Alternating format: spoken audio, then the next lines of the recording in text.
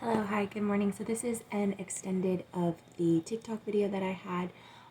So the cards are in front of me and we're going to just talk about them together. Whereas the TikTok video was more so just showing you the book definitions of them and the things that came to my mind at the beginning. So this, like I said, this is a more in-depth version, so I hope it resonates and leave me some feedback. So we have the Tower card here. We all know that the Tower card symbolizes the ending of one thing, right? It can symbolize the breaking of a foundation, the breaking of a substantial relationship within your life that kind of helped create who you are, right? It is a major changing or a major, I want to say focal point, but it's a major focal point that ends up having such a drastic change that it affects the entire course of your life, right? That is what a Tower moment is. That is why it is part of the major arcana card. So following this Tower moment card, we have the Nine of Swords card, which is talking about the introspection within yourself, right? For some reason, I am called to the mirror with the eyeball on it, and we all know that the eyes are seen as the doorways to your soul, right? And reflections are seen as portals. They're seen as conveyors of the truth, right? Speakers of shadows, speakers of the light, so to speak, if you were to think about it in the reflection aspect of it. Oh, my eyeball itches. Speaking of eyeballs. So with this Nine of Swords card, what I'm seeing with this is this Tower moment that is occurring for you is going to be something that is major to who you are, okay? It is something that is going to take you, I don't want to necessarily say on a journey, but it's going to take you on the path of further self-discovery for yourself. You're probably somebody, because you are listening to this, you are either at the same resonance level with me, or you resonate with me frequency wise, or you have somebody around you who is forcing those things upon you. They might be the conductor of the energy for you, if that makes sense. So with the Nine of Swords, there's gonna be a need for going inwards and truly reflecting on yourself. Think about how the moon reflects the light from the sun, right? It is what shines in the darkness. It is what creates allows you to see what's in the shadows, right? Is the moon. Think about it like that. Your reflection will allow you to see into your own shadows. Your reflection will allow you to become more united, more connected within your body, more connected within yourself, right? We have the Seven of Cups following that, which is telling me that you have so many different avenues and so many different paths to just let your light and your, not necessarily just your light, but just to let yourself shine in general, regardless of whether that is, again, reflecting the shadows for others, or that is being the optimism and the positive aspect of everything. But you have so many different pathways. Now, sometimes I do also feel as if the Seven of Cards, when it's talking about a specific person rather than an event that is going on around a person, it also refers to your chakras. The reason it goes about that way with me is because we've got there's 7 cups, right? There's a heart, there's a butterfly, there's a snake, there's a laurel wreath. In this particular one, there's crystals instead of just regular rocks. And then there's a dragon and there's a castle. So you can kind of, if you know symbology to the least bit amount that I do, your brain makes connections in the fact that each cup is represented by its own symbol, meaning each cup is its own little journey. Each cup is its own little path. And all of them is what creates the whole. All of them coming together is what allows you to get to the next step, is what allows you to become more within yourself, so that way you can become more within the world around you. We have the Five of Swords, which talks about a conflict occurring that causes such quote unquote distress that there is a great cost to pay, or a great price to pay. In this particular instance, I'm not sure what the conflict is, but like I said, I do feel like it has a lot to do with you yourself or the person themselves, right? It has a lot to do with their morals, their ethics, how people are treating them, how people are understanding and comprehending them, how people are respecting their boundaries, stuff like that. I feel like it's more so inwards rather than what's going out in the world. Like most readings I do, are. Hold on, coffee break.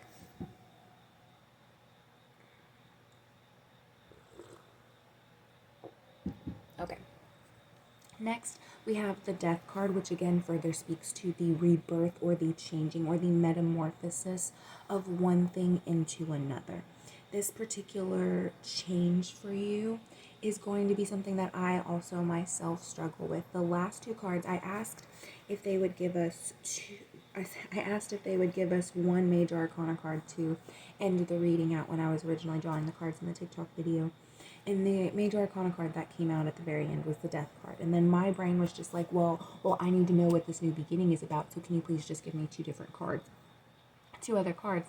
And the cards that we have here are the Eight of Cups and the Knight of Coins. So these are two opposing energies, right? We have one that is worried about abandonment and loss and the fear of not necessarily going through that again, but the fear of it, the fear that it brings, right? And then we have another one where they're strong, they're determined, they know exactly what they want, they don't give up, they keep pushing regardless of the situation.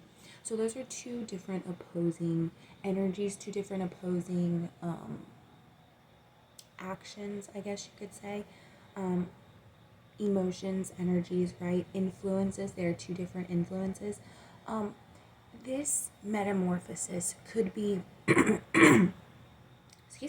could be an instance where you're going to have to decide that sometimes, or you're going to have to realize that sometimes some things are better left alone. Some things are better just not even worrying about. And it's not because it's not for you. It's not because it's bad for you, right? It's just because for whatever reason, the energy surrounding whatever that is, that you are having to make this decision about whether you continue pushing or you just give up, it's stagnant. It's not changing. There is something that is keeping it stuck.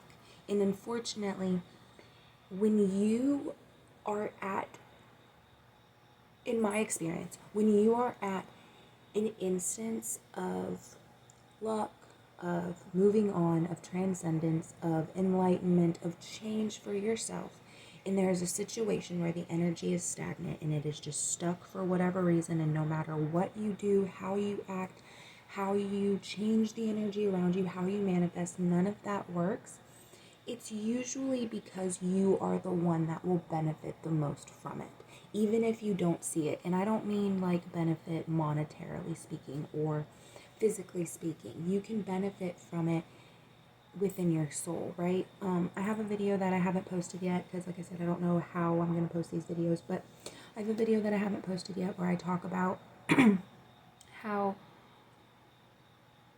one traumatic event for us in our lifetime, physically, in this physical body that Felicia's soul is in, or that the soul of Felicia that currently resides in the body of Felicia is, that soul goes through a completely different elevation of that traumatic event, right? I am one of the strong and firm believers that to our soul, to the energetic and spiritual beings that we can't necessarily see physically with our own eyes, hear, or touch like we touch ourselves, that our emotions, the frequencies within the world, the rate at which they occur is a million times more. The energy that they feel is a million times more than what we experience, what we feel. They feel it on a whole completely different level. I kind of got sidetracked. Sorry, guys. I kept babbling and kept talking, and it just disappeared. I'm assuming that means stop babbling. So we're going to go with that, because literally, like, as I was talking, it just disappeared. Just bye-bye. Gone. See you later. Maybe that was also meant that I wasn't supposed to say something about that. Maybe you guys don't necessarily need to know that right now. But anyways, that was in one of the videos that I had discussed previously. So if you would like to go listen to that, you can. I'm not sure when I'm going to post it, like I said. But as for this extended is over. This time that's coming for you, just remember to be honest with yourself. Be true to yourself. Don't allow yourself to get caught up in the life around you, especially when you're dealing with something that's so important as awakening within yourself, is the unity within yourself, right? Allow yourself to go through those emotions. Allow yourself to feel those things. Allow yourself to reflect over them. Don't just go through them. Reflect them until you comprehend them. Remember, there's a difference between understanding. There's a difference between hearing something and comprehending something, or reading something and comprehending something. There's a difference in that. Comprehending means that you understand it not only from the perception that you were thrust it, but you also understand it from the perception of a biased opinion or an unbiased opinion or a different opinion. You can listen and understand and comprehend what that other opinion is, even if it doesn't match up with the facts that are laid out in front of you. That's what comprehension means. So anyways, yep, I love you guys. I hope you guys have a wonderful day. And yeah, bye.